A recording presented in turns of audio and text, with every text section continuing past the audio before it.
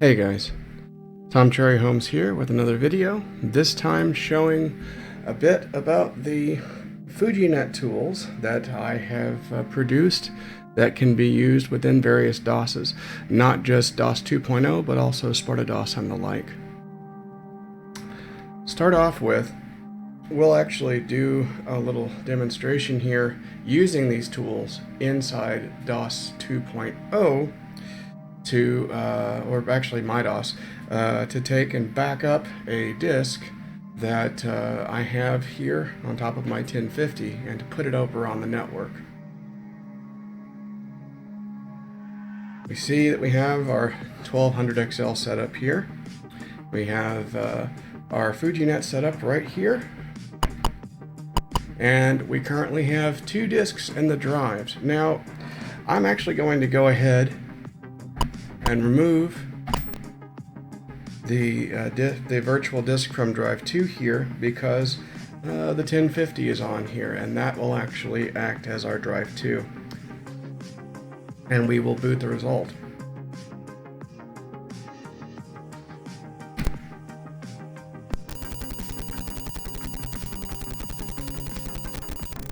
Now you'll notice that we're using standard speed here.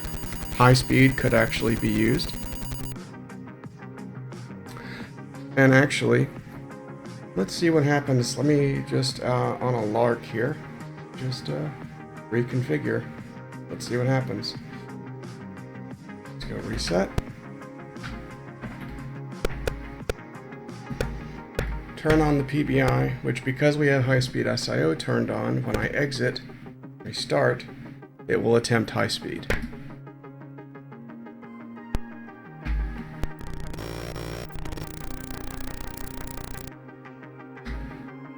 See right there, bam, good to go. And just so I can have a reference here, the current high-speed limit that's in here right now is high-speed index 0 at 125,984 baud, like the last demo. And if we actually go ahead right now and look at drive 1, we will see our MyDOS. Our MyDOS disk here with all of our wonderful little tools that we have set up here. Now, if we actually use these tools under MyDOS or DOS 2.0, these are DOSes that don't have the ability to pass parameters on the command line when you instantiate these commands. So instead, they will switch to an interactive mode, which will allow you to specify those commands interactively. So let's go ahead and have a look here. First one, of course, is config, which gives you network configuration parameters.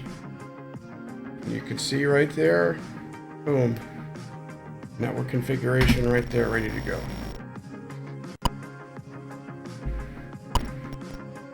And conversely, we can, let's look at, we have feject, which I'll show in just a moment. We have fhost, which allows you to take and instantiate and mount directly to TNFS hosts. And in fact, if I go over here into another window real quick, I'll start my TNFS server, another TNFS server that I have running here for special testing. And we will add it to the host list and it will mount it.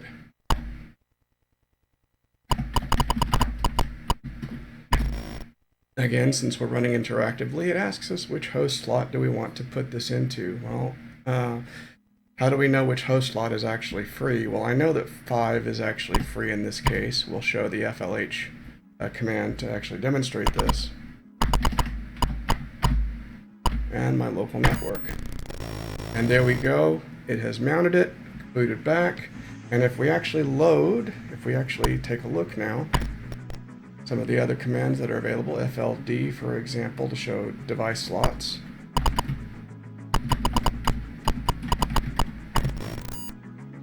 We'll see our one mounted disk image here on drive 3 and host slot 3, read only, DOS 2.5, FNC, etc. The rest are empty. And again, since this is running under DOS 2.0 operating system, it's giving us the opportunity to press return to continue. Now, if we, for example, go ahead and go back again and load FLH this time, we'll see the host slots, including host number 5, which is the 1.8 host that we just set up.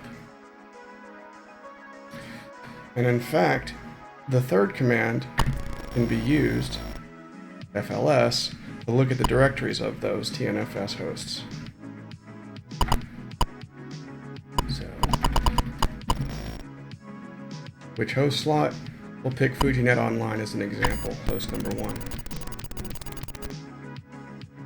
You can see all the listed files there. And we can even query the host slot that we just added. And there's nothing there, so it's a blank directory. Ready to go. We also have the ability to mount disk images. Of course, to this to be effective, we could, let's have a look real quick at FLS on host slot number 3 to see some files that we can definitely look at here. Let's see. No. We'll just go ahead and mount MyDOS.atr. Have anything else really of worth? Everything else is bootloaded. So if we take now and fmount, we know drive disk slot number 2 is used by my 1050 here, so I can't really use that. I'll use slot number 3. And we'll use from host slot number 3, we'll mount it read-only, and there we go. We see that the host slot is now mounted, and in fact, if we actually go back and look at the FLD, we'll see that slot number 3 now contains MyDOS ATR, and in fact, if we now look at it, we'll see MyDOS ATR is right there ready to be mounted. This brings us to feject. So we load feject and we say eject from which device slot. We recall that we just mounted something on device slot 3. If we go ahead and do that, it ejects it from device slot number 3. And if we go ahead, we can go ahead and try to remove the drive. And we'll see that the drive's actually removed. Bam, there we go. We also have the ability to set network parameters. I won't show this one so much, or the fscan, because those are still being debugged. But of one special note here, I will show a utility called fnew. And this can be used to create new disk images that are on the TNFS server that you choose by the given host slot, so that you can, and it will mount them for you and get them ready, so you can quickly take and create a new disk image on the fly. One thing to note about fnew is that it does this sparsely. So it doesn't matter if you create a 90K single density disk, or if you create a 16 megabyte 65,535 sector file, it will still take the same amount of time, which is pretty much instant. So we load it.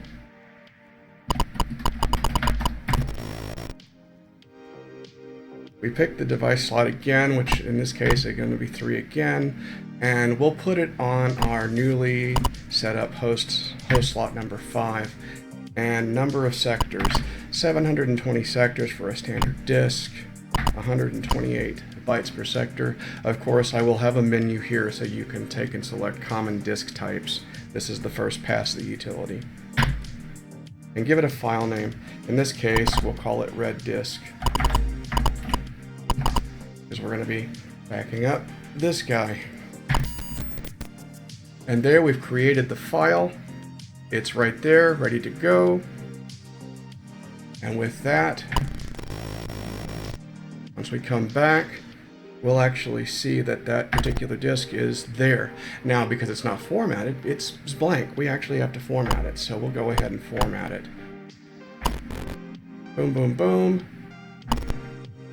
708 free sectors, and we will complete this part of it by Backing this up.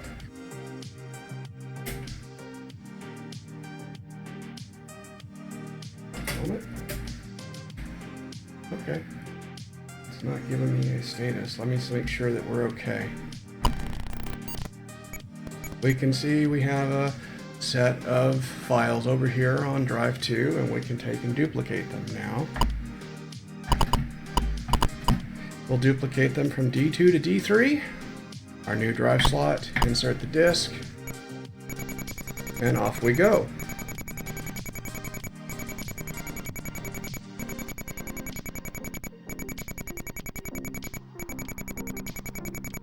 As you can see, it's just pushing right along.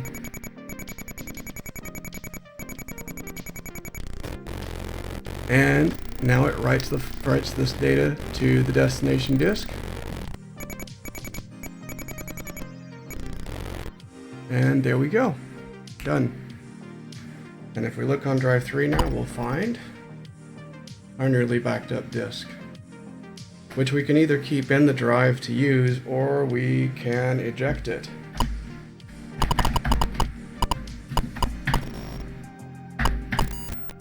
Boom. Okay, disk is ejected, and there we go. Now conversely, if we actually at this point, I hit the reset button to go back into config,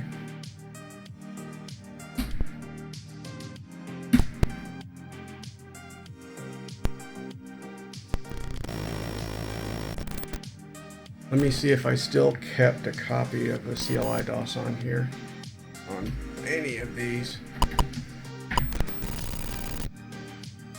SpartaDOS. SpartaDOS is not acting 100%, so I think I might actually end the particular demo here. We'll try it just to see. And you'll see that yes, we are still working on things.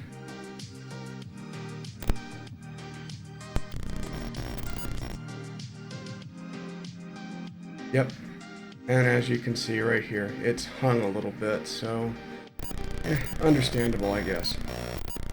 So again, more to work. Oh, it actually made it all the way over here. Let's see if it finishes. Nope. It looks like it crashed. Okay. Yep. Okay. Still more to do.